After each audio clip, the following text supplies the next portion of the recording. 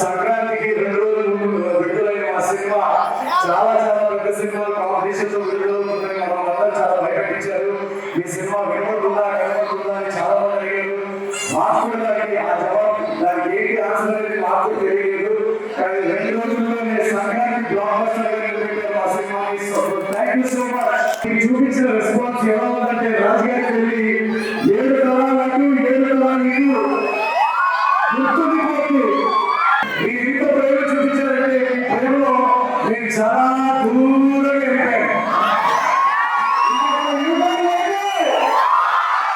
Film ఇండస్ట్రీలో starting లో నేను ఆడిషన్స్ ఇస్తున్నప్పుడు హీరోకి ఫ్యామిలీ బ్యాక్గ్రౌండ్ లేదని చాలా మంది భయపెట్టించేవాళ్ళు.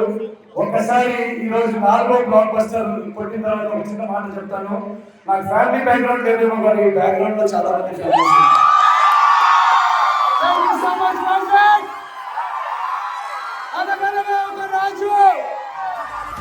Sankranti block buster